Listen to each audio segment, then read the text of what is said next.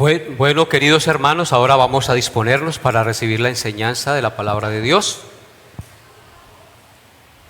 Es el plato fuerte que llamamos, ¿no? Ya tuvimos las entradas muy exquisitas, ahora vamos al plato fuerte, la enseñanza central de la palabra de Dios. Hace 8 días se me olvidó agradecer a todos los hermanos y hermanas que nos ayudaron en el paseo de integración familiar. Tuvimos unas complicaciones allá en el sentido de que no nos tenían preparado el alimento a tiempo y tocó ayudar. Agradezco a todas las hermanas que tuvieron ese gesto voluntario de estar colaborando allí para que todo se llevara a cabo. Gracias por su colaboración a todos y gracias a toda la iglesia por asistir y compartir con nosotros. Vamos entonces ahora, hermanos, a disponer nuestro corazón en oración para recibir la enseñanza del Señor. Padre eterno, Rey soberano, venimos ante ti con admiración y con reverencia, porque tú eres el Santo de Israel, el Dios santo, santo, santo, quien envió a su Hijo Jesucristo al mundo para darnos vida eterna y perdón de pecados, quien nos ha dado tu santa palabra para guiarnos, a instruirnos y saber actuar como hijos tuyos en este mundo, porque la iglesia es columna y baluarte de la verdad. Ayúdanos hoy a estar dispuestos en mente y corazón para recibir tu enseñanza. Quita toda distracción, sueño y pereza, y danos, Señor, ese corazón dispuesto para recibir con avidez la enseñanza de tu palabra. Guíame en lo que yo diga, Señor, con tu Santo Espíritu, para enseñar lo que es recto, justo y está escrito en tu santo libro. Y si hay alguien que no te conoce, Padre amado, toca su conciencia y hazle nacer de nuevo. Llévalo al arrepentimiento y a la fe en tu Hijo Jesucristo. Y si hay alguien que está apocado en su fe, afírmalo hoy, Señor. Despiértale, Señor, para que él pueda entender las maravillas de tu ley y el gran amor que tú nos has dado en tu Hijo Jesús.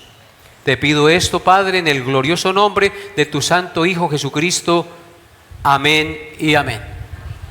Abran sus Biblias en Primera de Timoteo capítulo 5, por favor. Primera de Timoteo capítulo 5. Recuerden que estamos estudiando esta carta de manera expositiva. En esta carta del estudio de Primera de Timoteo, el domingo pasado comenzamos a meditar en el capítulo 5 y estamos considerando los versículos 1 al 16, donde Pablo sigue instruyendo a Timoteo, esta vez ya no acerca del cuidado que debía tener de sí mismo, sino acerca del cuidado que debía tener y las responsabilidades con cada uno de los diferentes grupos de creyentes en la iglesia del Señor. En este caso, las personas mayores, los jóvenes, las jovencitas, las diferentes viudas y las responsabilidades de sus familiares con ellas. Vimos el domingo pasado que en la congregación hay distintas clases de personas, de distintas necesidades, distintos pecados también, responsabilidades que se deben atender y corregir. Por tal motivo, se hace necesario las instrucciones a los pastores y a la congregación para la buena marcha del compañerismo, de la disciplina y la ayuda mutua entre el pueblo del Señor. Por eso la palabra de Dios nos instruye en este pasaje acerca de cómo tratar algunos diferentes grupos de personas en la iglesia. Así que vamos a leer los primeros 16 versículos de Primera de Timoteo capítulo 5. Amén. Primera de Timoteo capítulo 5 versículos 1 al 16. Dice así: no reprendas al anciano, sino exhórtale como a padre, a los más jóvenes como a hermanos, a las ancianas como a madres, a las jovencitas como a hermanas, con toda pureza. Honra a las viudas que en verdad lo son. Pero si alguna viuda tiene hijos o nietos, aprendan estos primero a ser piadosos para con su propia familia y a recompensar a sus padres, porque esto es lo bueno y agradable delante de Dios. Mas la que en verdad es viuda y ha quedado sola, espera en Dios y es diligente en súplicas y oraciones noche y día. Pero la que se entrega a los placeres viviendo está muerta. Manda también estas cosas para que sean irreprensibles, porque si alguno no provee para los suyos, mayormente para los de su casa, ha negado la fe y es peor que un incrédulo. Sea puesta en la lista solo la viuda no menor de 60 años que haya sido esposa de un solo marido, que tenga testimonio de buenas obras, si ha criado hijos, si ha practicado la hospitalidad, si ha lavado los pies de los santos, si ha socorrido a los afligidos, si ha practicado toda buena obra. Pero viudas más jóvenes no admitas, porque cuando impulsadas por sus deseos se rebelan contra Cristo quieren casarse, incurriendo así en condenación por haber quebrantado su primera fe. También aprenden a ser ociosas, andando de casa en casa, y no solamente ociosas, sino también chismosas y entremetidas, hablando lo que no debieren. Quiero pues que las viudas jóvenes se casen, críen hijos, gobiernen su casa, que no den al adversario ninguna ocasión de maledicencia, porque ya algunas se han apartado en pos de Satanás. Si algún creyente o alguna creyente tiene viudas, que las mantenga y no sea gravada la iglesia, a fin de que haya lo suficiente para las que en verdad son viudas. Amén y amén. Como vemos en este pasaje, hay una instrucción clara y precisa acerca de cómo tratar los diferentes grupos de personas en la congregación de los santos. Este pasaje lo dividimos en 5 partes la semana pasada. Vimos en primer lugar cómo tratar a los ancianos y a los jóvenes, verso 1, eso ya lo vimos el domingo pasado. Vimos cómo tratar a las ancianas y a las jovencitas, es el punto 2, en el verso 2. En tercer lugar vimos las viudas que en verdad lo son. ¿A qué se refiere Pablo cuando dice a las viudas que en verdad lo son? Versículos 3, 5, 9 y 10. En cuarto lugar, hoy miraremos las viudas que tienen familiares, versículos 4, 8 y 16. Y en quinto lugar, miraremos las instrucciones para las viudas jóvenes, versículos 6, 7, 11 al 15. Entonces, en esto consiste nuestro bosquejo. El domingo pasado solo vimos los 3 primeros puntos. El día de hoy consideraremos los 2 últimos puntos, es decir, el cuarto y el quinto que les mencioné anteriormente. Las viudas que tienen familiares y las instrucciones para las viudas jóvenes. Hoy hablaremos de esas 2 cosas. La enseñanza lleva por título el día de hoy el cuidado de los creyentes, parte 2, porque no alcanzamos a terminar esa enseñanza el domingo pasado. Vimos que en el pasaje Pablo habla de 3 clases de viudas. En primer lugar habla de las viudas que en verdad lo son, eso está en el verso 3. En segundo lugar, el segundo grupo de viudas es las viudas que tienen familiares, versos 4, 8 y 16. Y en tercer lugar, el tercer grupo de viudas son las jóvenes que se entregan a los placeres y se vuelven ociosas y chismosas. Versículos 6 al 7 y 11 al 15. De estos tres grupos de viudas ya vimos el primero, las viudas que en verdad lo son. Así que para comenzar nuestra enseñanza el día de hoy, veamos el cuarto punto de nuestro bosquejo, que corresponde al segundo grupo de viudas, es decir, las viudas que tienen familiares, es decir, hijos y nietos que las deben mantener. Pongan sus ojos en el verso 4 y lean conmigo. Vamos a hablar de las viudas que tienen familiares, es decir, hijos y nietos, parientes. Dice el verso 4, porque si alguna viuda tiene hijos o nietos, aprendan estos primero a ser piadosos para con su propia familia y a recompensar a sus padres, porque esto es lo bueno y agradable delante de Dios. Ahora ponga sus ojos en el verso 8.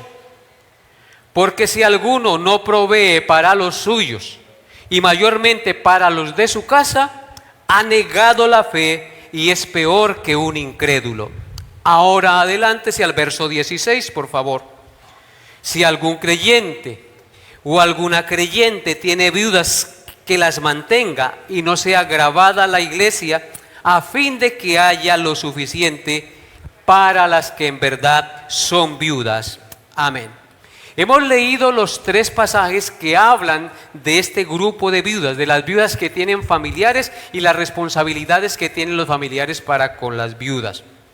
Como podemos ver, la honra a las viudas debe empezar primero en casa, por parte de su familia, de sus hijos, de sus nietos. Son ellos los que tienen la responsabilidad y el mandamiento de cuidar y velar con amor por las viudas. Aprender a ser piadosos y amorosos con sus padres y abuelos, porque eso es bueno y agradable delante de Dios, como dice el verso 4. Amados hermanos, una cosa es cierta, y esto se ve mucho: el cristiano no debe ser luz y amor en la calle y oscuridad y desamor en su casa, mostrando cariño y respeto y gratitud para con los amigos y vecinos, y siendo un ogro y un tirano y falto de amor y compasión con sus padres y abuelos que les han dado la crianza, el amor y las atenciones durante toda su vida. Amados hermanos, he conocido gente que con las vecinas, que con los vecinos, que con los hermanos de la iglesia son un aguamiel, son muy queridos, pero en la casa son unos ogros, son tiranos, son groseros, no son amorosos. ¿Y qué nos dice aquí Pablo? Que debemos ¿qué? Mostrar el amor de Cristo primeramente, ¿dónde? En nuestra propia casa. Mostrando ese amor que Cristo ha mostrado hacia nosotros en nuestra propia familia, con nuestros propios padres, con nuestros propios abuelos, con los seres queridos que nos han dado la existencia y nos han cuidado durante todo el tiempo de nuestra vida en este mundo. Los hijos de las viudas y sus nietos deben aprender primero, dice el texto, a ser piadosos para con su propia familia. Para con su propia familia. Y dice el texto, que deben recompensar a sus padres que los criaron y a sus abuelos que en cierta manera los ayudaron a criar y engendraron a sus progenitores. Porque ¿qué es un abuelo? Alguien que engendró a nuestros padres. Nosotros debemos mostrar respeto por el abuelo. ¿Y por qué los hijos? ¿Y por qué los nietos deben hacer esto? Pues el texto nos dice que porque esto es bueno y agradable a los ojos de Dios. Queridos hermanos, hay cosas en las cuales Dios se alegra, en las cuales Dios siente contentamiento. Si queremos alegrar el corazón de Dios, si queremos agradar a Dios, debemos cumplir con este mandato. Aquí dice claramente, porque esto es bueno y agradable delante de ¿quién? De Dios. Entonces, esa es la responsabilidad que deben tener los hijos para con su madre si quedó viuda, para con su padre si quedó viudo o si está enferma y no se puede valer por sí misma. Yo sé que no es nada fácil cuidar a un enfermo. No, yo sé que no es nada fácil soportar de pronto a un ancianito que ya se vuelve un poco difícil de llevar, pero el mandato y la obligación que tenemos con nuestros padres es esa. Y debemos hacer todo lo posible por hacerlo con amor y con disposición de corazón, porque eso agrada al Señor. Recuerde que nosotros vamos para viejos, y de lo que nosotros sembremos, eso cosecharán. Si nuestros hijos nos ven siendo amables, misericordiosos, compasivos, serviciales con nuestros padres, muy seguramente ellos van a hacer lo mismo, ¿o no es así? Porque estamos sembrando esos buenos principios, esos buenos valores en nuestros hijos. Como yo les decía algunos sermones atrás, el ejemplo, ¿qué es? Es lo que más que influye, enseña en las personas. Es lo único que realmente causa un impacto en los demás. Uno les puede hablar mucho y decirle muchas cosas, pero si lo que yo digo con nuestros labios no lo vivo, me vuelvo un hipócrita y un mentiroso, y nuestros hijos no son bobos y se dan cuenta. Así que nosotros debemos dar ejemplo para que nuestros hijos también vean eso, lo copien y en tiempo posterior ejerzan la misma misericordia y el mismo amor que nosotros hemos ejercido para con nuestros padres. El Señor Jesucristo nos dio un maravilloso ejemplo acerca de esto y está en San Juan 19, versículos 26 al 27. San Juan 19, 26 al 27 dice: Cristo está en la cruz, en las agonías de la cruz. Y dice en el verso 26, cuando vio Jesús a su madre y al discípulo a quien él amaba, es decir, a Juan, que estaba presente, dijo a su madre: mujer, he ahí tu hijo. Después dijo al discípulo: he ahí tu madre. Y desde aquella hora el discípulo la recibió en su casa. Recordemos que muy probablemente María ya era viuda. Su esposo José ya había muerto. Ahora su hijo moría en la cruz. Y no están presentes los hijos de María allí. La Biblia no los menciona. Pero ¿cuál es el deseo de Cristo? ¿Cuál es el ejemplo que Cristo nos da en este acto de sufrimiento que Él está experimentando en la cruz? No se olvidó de su madre, de aquella que lo dio a luz en este mundo de manera sobrenatural, a la cual Dios soberanamente escogió y de la cual la Biblia habla que es una mujer bienaventurada. Estando allí en la cruz con esos dolores, no se olvidó de su madre, pensó en ella. Ella era viuda, sus hermanos no estaban. ¿Y qué hizo Jesús? La encomendó en manos de su discípulo amado, de Juan. Él estuvo pendiente de eso, estando en la cruz. O sea que Él murió en la cruz para que tú y yo lo imitemos también en eso del cuidado de nuestros progenitores. Amén. Ahora vaya conmigo a Génesis 45, versículos 10 y 11. Génesis 45, 10 y 11 dice: habitarás en la tierra de Gosén y estarás cerca de mí, tú y tus hijos, y los hijos de tus hijos, tus ganados y tus vacas, y todo lo que tienes. Allí te alimentaré, pues aún quedan 5 años de hambre, para que no perezcas de pobreza tú y tu casa, y todo lo que tienes. Estamos aquí en el contexto de los 7 años de hambruna que vinieron sobre la tierra, pero que en Egipto había ¿qué? Abundancia de grano, porque lo habían cosechado y sus graneros estaban llenos. Pero en la tierra del padre de José había hambruna. ¿Y qué hizo José con su padre? Lo mandó llevar a Egipto y dijo: yo cuidaré de ti para que no mueras de hambre, tú ni tu ganado ni tus hijos, porque aún faltan 5 años de hambruna. ¿Qué está haciendo José? Cuidando de su padre, de su familia. Está siendo amoroso para con su propia familia. Maravilloso ejemplo, ¿no les parece? Maravilloso ejemplo el de Cristo.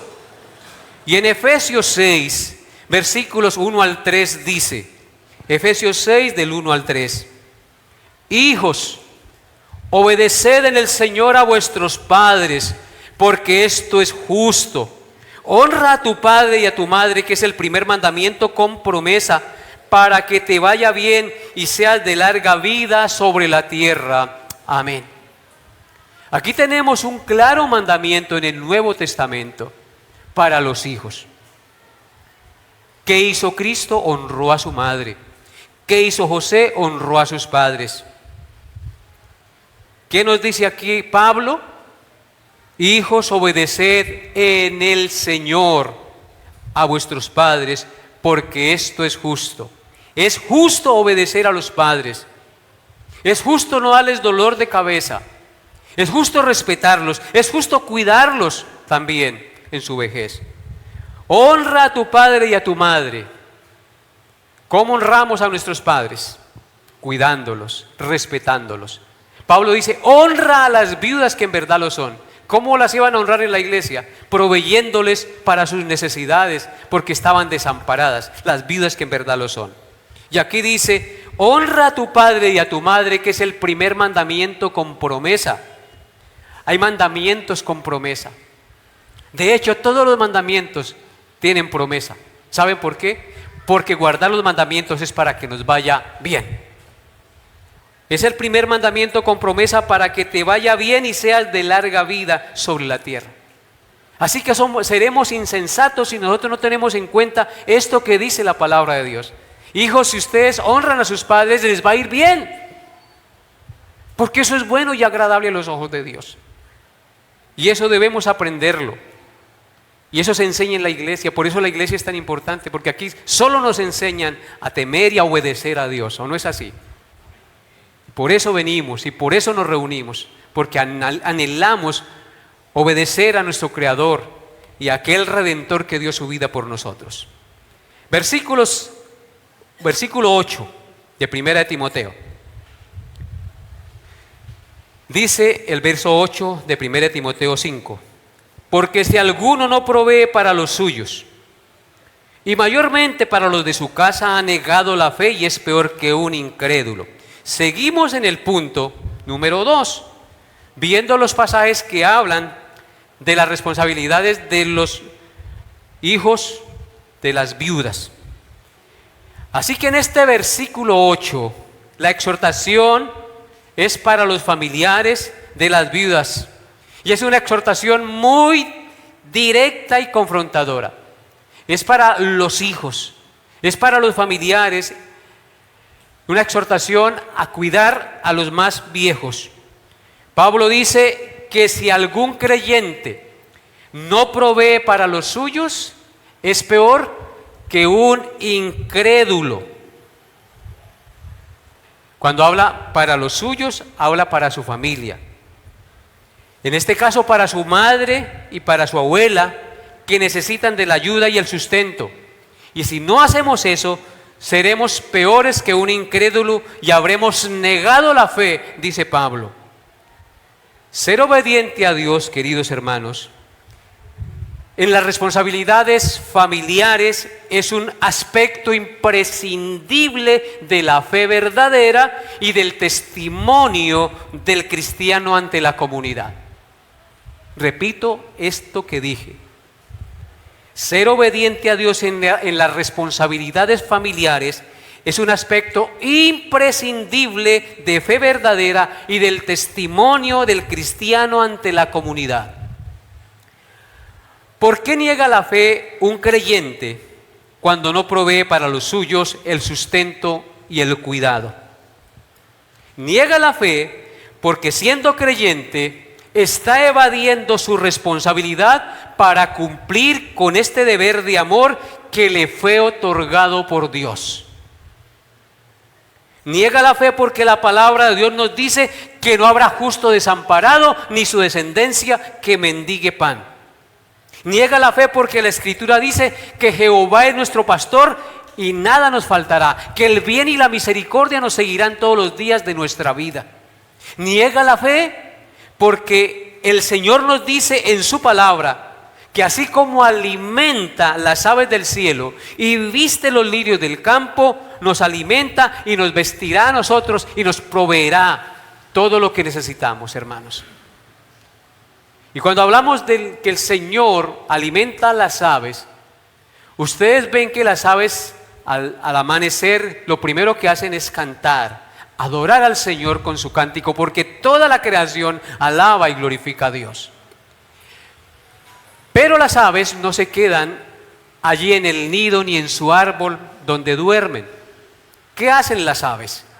Salen a buscar el pan, que de seguro Dios se lo proveerá.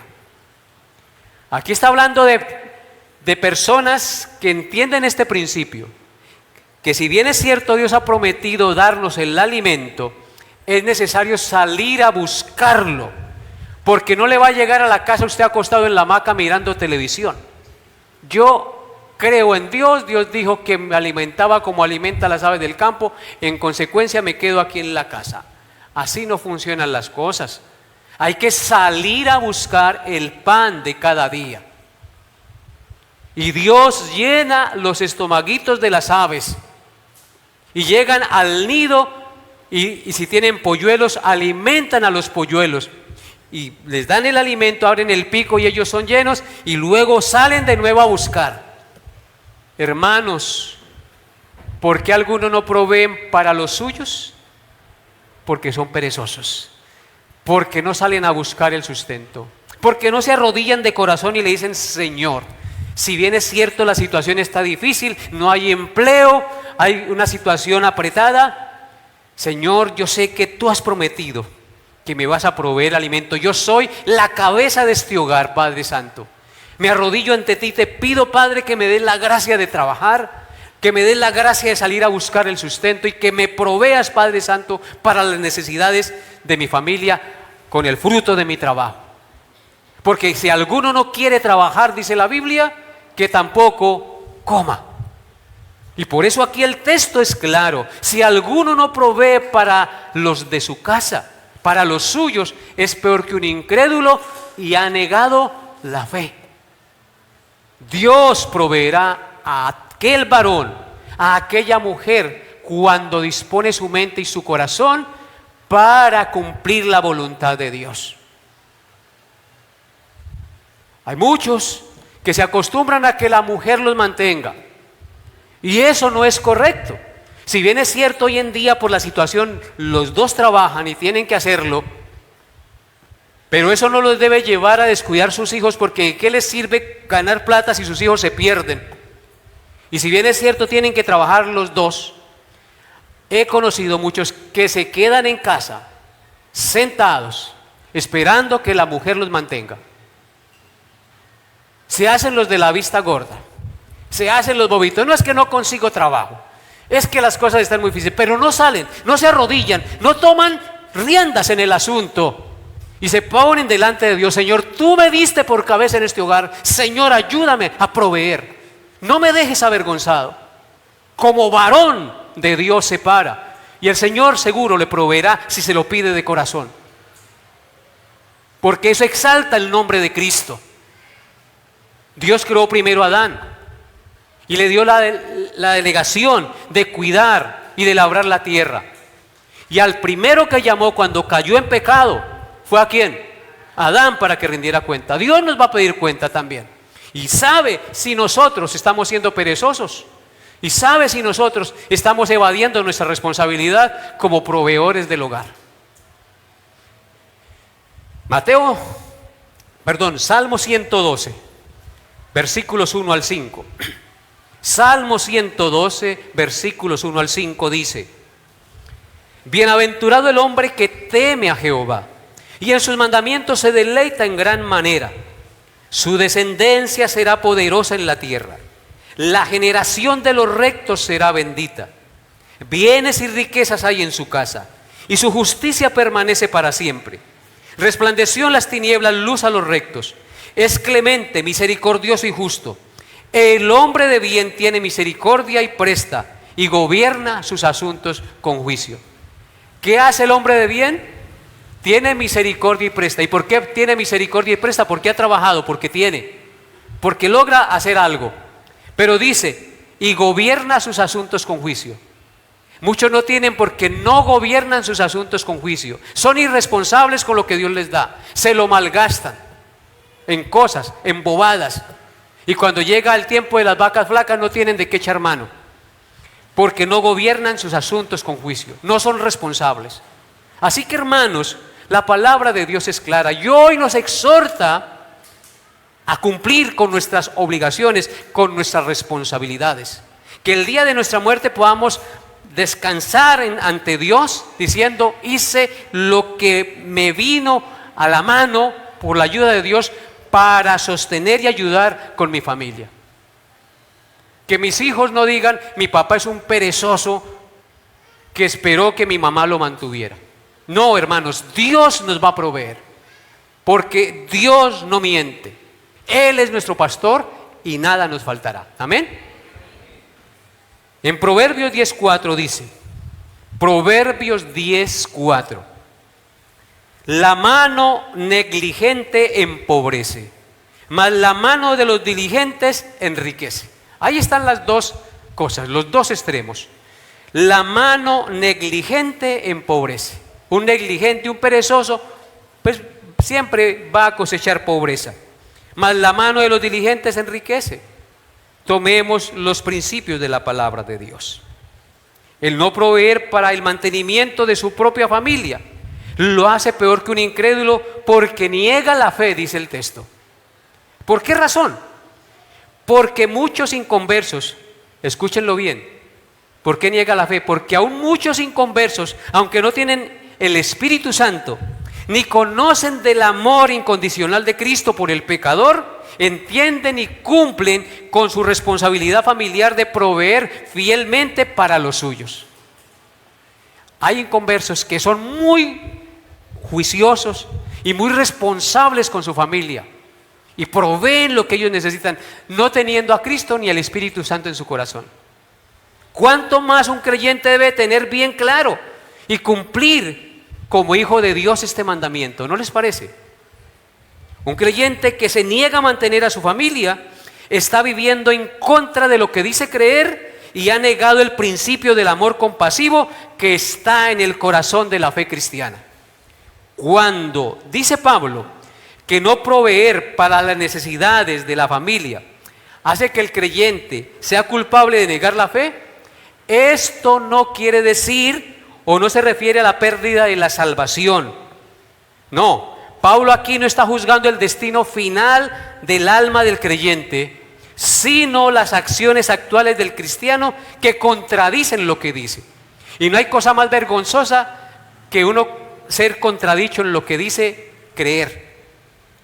Una persona que se niega a mantener a su familia está viviendo en contra de lo que dice creer y ha negado el principio del amor compasivo que Cristo nos enseñó y que está en el corazón de la fe cristiana. ¿Recuerdan ustedes lo que dice Juan 13:35? No lo busquen, se lo leo. Juan 13:35 dice, en esto conocerán todos que sois mis discípulos si tuvierais amor los unos por los otros. Yo tengo amor para con mi familia cuando me esmero por darle lo que ellos necesitan. En Tito 1:16 hay una exhortación dura. Tito 1:16 dice, profesan conocer a Dios, pero con los hechos lo niegan, siendo abominables y rebeldes, reprobados en cuanto a toda buena obra. Profesan conocer a Dios, pero con sus hechos lo niegan y entonces son reprobados en cuanto a toda buena obra, porque lo que dicen con sus labios, sus hechos no lo respaldan. Uno no puede ser verdaderamente cristiano y agradar a Dios cuando ignora las necesidades de los seres humanos, sobre todo los de su propia familia.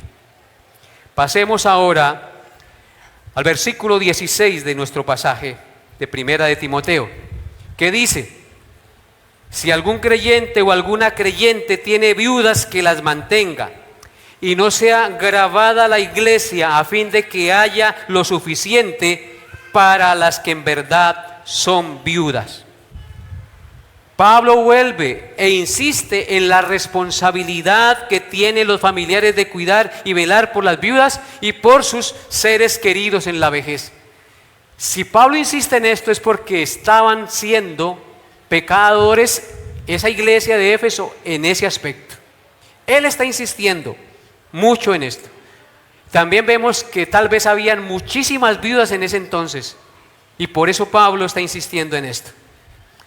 Esta vez lo hace con el fin de que entiendan que no deben ser carga para la iglesia, que si hay familiares que tienen viudas, que los familiares sean los que se encarguen de ellas y no la iglesia. ¿Y con qué propósito Pablo lo dice? Para que haya provisión para una viuda que en verdad lo sea o que esté verdaderamente necesitada. Parece ser que muchas viudas y familiares de ellas injustamente se aprovechaban de los recursos de la iglesia, porque también eso se ve en la viña del Señor, ¿no? Haciéndose pasar por necesitadas como si no tuvieran familiares que las sustentaran en su casa, evadiendo estos sus responsabilidades delante de Dios y quitándole el sustento a otra viuda que en verdad lo necesitaba.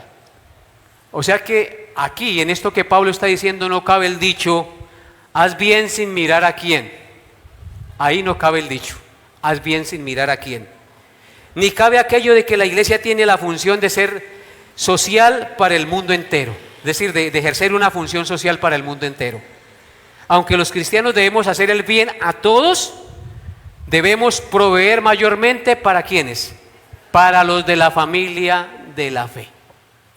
Así que la palabra de Dios es bien clara, hermanos, y nos da instrucciones precisas para saber distribuir los recursos y para que la gente no se aproveche tampoco de las cosas en la iglesia. Porque hay muchos que se aprovechan, como allá nos dan, entonces vamos para que nos den. Y en eso estamos faltando porque estamos engañando a la misma iglesia y estamos quitándole de pronto el sustento de alguien que de verdad de pronto esté necesitado y se pueda ayudar. Habiendo visto este de cuarto punto, ahora vamos a ver el tercero. Vamos el quinto punto de nuestra enseñanza y el tercer grupo de viudas mencionado por Pablo en el texto, es decir, las viudas jóvenes que se entregan a los placeres y se vuelven ociosas y chismosas. Suena duro esas palabras, ¿no? Lean conmigo los versículos 6 y 7. Pero la que se entrega a los placeres viviendo está muerta. Manda también estas cosas para que sean irreprensibles. Ahora lea conmigo los versículos 11 al 15. Pero viudas más jóvenes no admitas, porque cuando impulsadas por sus deseos se rebelan contra Cristo quieren casarse, incurriendo así en condenación por haber quebrantado su primera fe. Y también aprenden a ser ociosas, andando de casa en casa, y no solamente ociosas, sino también chismosas y entremetidas, hablando lo que no debiere. Quiero pues que las viudas jóvenes se casen, críen hijos, gobiernen su casa, que no den al adversario ninguna ocasión de maledicencia, porque ya algunas se han apartado en pos de Satanás. Amén. Mirando los versículos 6 y 7, una mujer, en este caso viuda, que diciendo ser creyente se entrega a los placeres, en realidad es como si estuviera muerta espiritualmente. Es una muerta viviente. Si una viuda dice ser creyente, pero su vida de testimonio dice todo lo contrario, es como si estuviera muerta, es una muerta viviente. Porque una viuda que en verdad es creyente, como lo vemos con las viudas que en verdad lo son, espera en Dios, son diligentes en súplicas y oraciones noche y día, y son ayudadoras en la iglesia y hacen el bien a los demás. Las viudas más jóvenes no debían ser puestas en la lista de las viudas necesitadas para recibir ayuda de la iglesia. El argumento de Pablo para esto era doble, para decir que no se podían admitir estas en la iglesia, era doble. Primero, a diferencia de las mujeres de más edad, cuya vida espiritual les impulsaba a vivir una vida piadosa y de pureza sexual, las mujeres más jóvenes que no eran muy espirituales tendían a desbocarse en deseos sexuales, casarse, incurriendo así en condenación por haber quebrantado su primera fe o promesa de voto. ¿Qué quiere decir esto? La promesa a la que Pablo se refiere era probablemente un compromiso formal que hacía la viuda joven con Dios, con los ancianos y con la congregación al integrar la lista de viudas para ser honradas por la iglesia. Ella hacía un voto. Este voto consistía en renunciar a casarse para dedicarse a Cristo y servirlo en la iglesia, renunciando a casarse de nuevo. Ese era el voto o la fe de la que habla Pablo allí. Porque de esta manera, esta mujer podía dedicarse al Señor y honrarlo sin impedimento alguno. Pero si ella llevaba o se dejaba llevar por una vida de pasiones y se casaba nuevamente, quebrantaría ese voto e incurriría en un juicio por no cumplirlo. O dicho de otra manera, resultarían culpables de faltar a su primer compromiso con Cristo. Por supuesto, Pablo no está aquí en contra del matrimonio de las viudas jóvenes, porque él les recomienda casarse en el versículo 14. Quiero pues que las viudas jóvenes se casen. Aquí Pablo no está en contra del matrimonio, está en contra de aquella mujer que hizo voto de quedarse soltera y servir al Señor. Hizo ese voto ante la iglesia, ante los ancianos y ante Dios de servir a Cristo, pero después quebrantó ese voto y se fue al mundo y se casó y no le importó ese compromiso, ese voto que había hecho. Y esto en la antigüedad era muy censurable. Lo que está censurando es el pecado de las viudas jóvenes que han prometido dedicarse a servir al Señor sin volverse a casar, pero que llevadas por sus pasiones quebrantan ese voto. Y quiero mirar unos versículos bíblicos para respaldar esto que Pablo ha dicho y que hoy nos enseña. Primera de Corintios 7, 34 al 35. Primera de Corintios 7, 34 al 35. Dice así: hay asimismo diferencia entre la casada y la doncella. La doncella tiene cuidado de las cosas del Señor para ser santa, así en cuerpo como en espíritu. Pero la casada tiene cuidado de las cosas del mundo, de cómo agradar a su marido. Esto lo digo para vuestro provecho, no para tenderos lazo, sino para lo honesto y decente, y para que sin impedimento os acerquéis al Señor. Parece ser que en los tiempos de Pablo habían algunas jovencitas que no tenían varón, que dedicaban su vida al Señor, y Pablo dice que por no casarse tenían más tiempo y más dedicación al Señor y dedicar su vida al servicio a Él. Dice, la doncella tiene cuidado de las cosas del Señor, pero para ser santa, así en cuerpo como en espíritu. Pero la casada tiene cuidado de las cosas del mundo. Aquí no es que Pablo esté en contra de que la mujer cuide al esposo, sino que por tener su hogar ya no puede dedicarse tiempo completo a las cosas de Dios. Entonces, esa doncella era como si hiciera un pacto con Dios y se dedicaba al servicio de Él y no se casaba para poder tener libertad y tiempo para estar dedicada al Señor. En Números, capítulo 30, verso 2 dice, Números 30, verso 2 dice, cuando alguno hiciere voto a Jehová, o hiciere juramento ligando su alma con obligación, no quebrantará su palabra, hará conforme a todo lo que salió de su boca. Así que hacer voto al Señor es como ligar nuestra alma a Dios, y no hay que quebrantar ese voto o eso que hemos prometido. escuchen nuevamente, cuando alguno hiciere voto a Jehová o hiciere juramento ligando su alma con obligación, no quebrantará su palabra, hará conforme a todo lo que salió de su boca. Y si usted va a Deuteronomio 23:21, dice, Deuteronomio 23:21 dice, cuando haces voto a Jehová tu Dios, no tardes en pagarlo, porque ciertamente lo demandará Jehová tu Dios de ti y será pecado ante ti. Y por eso es que Pablo está diciendo que estas viudas jóvenes no debían ser puestas en la lista porque tendían a quebrantar ese voto e irse al mundo y no dedicarse al Señor. Ellas, por lo tanto, no debían ser honradas con la ayuda que la iglesia daba a las viudas, porque el Señor demandaría de estas viudas el voto que habían hecho y sería pecado. Estaban pecando estas viudas al hacer eso. Por eso es que en Eclesiastés 5, 4 al 6 dice, Eclesiastés 5, 4 al 6, cuando a Dios haces promesas, no tardes en cumplirla, porque Él no se complace en los insensatos. Cumple lo que promete. Mejor es que no prometas y no que prometas y no cumplas. No dejes que tu boca te haga pecar, ni digas delante del ángel que fue ignorancia.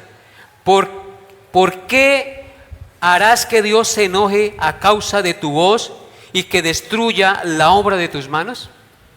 Entonces vemos claramente aquí, queridos hermanos, que es mejor no hacer promesas y quedarnos callados, porque si no cumplimos, eso es pecado. Más bien dice, mejor es que no prometas y que no prometas y no cumplas. Entonces, vemos aquí por qué Pablo dice que a esas viudas que hacían ese voto se volvían al mundo y no debían ayudarlas porque estaban pecando contra Dios, estaban quebrantando este voto. Y la segunda razón que Pablo da para que las viudas jóvenes no sean puestas en la lista de la iglesia para ser ayudadas es porque había algunas que estaban dando muy mal testimonio de vida. No se habían casado, pero estaban llevando una vida desordenada. El verso 13 dice, también aprenden a ser ociosas, andando de casa en casa, y no solamente ociosas, sino también chismosas y entremetidas y hablando lo que no debieren. Entonces aquí tenemos la segunda razón de por qué Pablo no quería que las incluyeran en la lista para ser ayudadas. Lo primero que hay que advertir es que no quiere decir que todas las viudas eran así. Por supuesto, todas las viudas jóvenes que no se casaban no eran así, sino que lo hacían o se había dado en algunas, y esto había de corregirse para no afectar la iglesia y traer mal testimonio a la congregación. Algunas eran ociosas, andando de casa en casa, siendo chismosas y entremetidas y hablando lo que no debían. El pecado de la ociosidad, del chisme y de estar hablando lo que no se debe o hablar más de la cuenta, es condenado duramente por la palabra de Dios. Por ejemplo, en Levítico 19:16 dice, no andarás chismeando entre el pueblo, no atentarás contra la vida de tu prójimo, yo Jehová. Cuando somos chismosos, estamos atentando contra la vida del pueblo, contra la vida de los demás. Por eso dice, no andarás chismeando entre el pueblo, no atentarás contra la vida de tu prójimo, yo Jehová. Y en Proverbios 20:19, el Señor también nos dice, el que anda en chismes, descubre el secreto. No te entremetas pues con el suelto de lengua. Proverbios 20:19. Entonces Dios condena duramente el chisme y el mal manejo de la lengua. Esto no solamente es para las viudas, esto es para todos los creyentes. Debemos tener cuidado con el manejo de nuestra lengua. Por eso Pablo advirtió en 2 de Tesalonicenses, capítulo 3, verso 11, lo siguiente. 2 de Tesalonicenses 3:11 dice, porque oímos que algunos de entre vosotros andan desordenadamente, no trabajando en nada, sino entremetiéndose en lo ajeno. Los problemas de este índole siempre han existido a través de los siglos y Pablo los condena duramente. Por eso Pedro dijo en su carta, en el capítulo 4, verso 15, las siguientes palabras: así que ninguno de vosotros padezca como homicida o ladrón o malhechor o por entremeterse en lo ajeno. Si alguno padezca o padece, que padezca por predicar el evangelio y por ser honesto y recto. Pero si padece por ser chismoso, si padece por entremeterse en lo ajeno, bien merecido lo tiene. Y eso es lo que advierte el apóstol Pedro en este pasaje. En consecuencia, hermanos, el consejo apostólico para las viudas jóvenes es que se casen, que tengan hijos, que lleven bien su hogar y no den al adversario críticas con su mal testimonio de vida. Es claramente evidente en este pasaje que Pablo está tratando de promover el bienestar no solamente en la iglesia, sino también de las viudas más jóvenes. Eso es todo lo que quiere hacer Pablo, que haya orden en medio de la iglesia, de la comunidad. No quiere que ellas hagan lo que no es conveniente, sino que formen un hogar en plena conciencia de lo que esto implica. Por eso les dice: quiero que se casen y tengan hijos. No deben desperdiciar el tiempo en chismes y en una vida sexual pecaminosa, sino cumpliendo el mandato cultural de Dios de formar hogares y criar hijos que honren a Dios, para no dar al adversario ocasión de calumnias, porque algunas se habían apartado en pos de Satanás, viviendo vidas rebeldes y desordenadas, trayendo vergüenza y escándalo a la iglesia del Señor. En conclusión, queridos hermanos, para concluir nuestra enseñanza, en el verso 16 dice: si algún creyente o alguna creyente tiene viudas, que las mantenga y no sea agravada la iglesia, a fin de que haya lo suficiente para las que en verdad son viudas. Timoteo debía ver que la iglesia honrara a las viudas realmente necesitadas y que lo merecían. Y que todos supieran distinguir entre la viuda que debe ser honrada y la viuda que no debe serlo. Eso es lo que quería Timoteo, que los hijos y nietos cumplieran su deber de ayudar y cuidar a sus progenitores, porque eso es bueno y agradable a los ojos de Dios. Eso era lo que quería Pablo con Timoteo en la iglesia de Éfeso. Si todos los creyentes obedecemos estos principios y mandamientos, seremos irreprensibles en el mundo y ante la iglesia. No os engañéis, hermanos. Dios no puede ser burlado. Todo lo que el hombre sembrare, eso también segará. La ayuda que demos en la iglesia debe hacerse siempre teniendo en cuenta el consejo de la palabra de Dios. Porque la iglesia se puede convertir en una iglesia de barriga, donde la gente asiste solo por panes y peces y no por la palabra de Dios y por Jesucristo, quien dijo: yo soy el pan de vida, el que a mí viene nunca tendrá hambre, y el que en mí cree no tendrá sed jamás. La gente, hermanos, debe asistir a la iglesia para conocer a Cristo y hallar consuelo y perdón de pecados, esperanza, y aprender a buscar primeramente el reino de Dios y su justicia, porque todo lo demás vendrá por añadidura. Así que todas las predicaciones, hermanos, están enfocadas para que nosotros aprendamos a vivir como es digno de los hijos de Dios, y viviendo como es digno de los hijos de Dios, honremos a Dios y seamos luz en medio de las tinieblas, queridos hermanos, porque eso fue lo que Cristo hizo en favor de todos nosotros. La luz vino al mundo y nosotros fuimos alumbrados con la luz del Evangelio. Hoy ya no estamos en tinieblas. Hoy nosotros no somos ignorantes de la verdad. En consecuencia, debemos vivir de acuerdo a lo que Dios nos ha revelado en su palabra cada día. Y la Biblia es clara y detalla la manera en que debemos tratarnos los unos a los otros y amarnos los unos a los otros, empezando en nuestra propia casa, como Pablo aquí nos lo enseña, y llevando ese amor y esa generosidad a la congregación de los santos, porque somos la gran familia de Dios que debemos honrarlo a Él con nuestro estilo de vida cada día en medio de este mundo que está en tinieblas, queridos hermanos. Que a Cristo sea la gloria, que a Cristo sea el honor, porque Él instruye y edifica su iglesia para que no ande en tinieblas y no dé mal testimonio en medio de la comunidad de este mundo, que necesita ser alumbrado con el evangelio de la gracia de Dios. Amén. Colóquense de pie, por favor.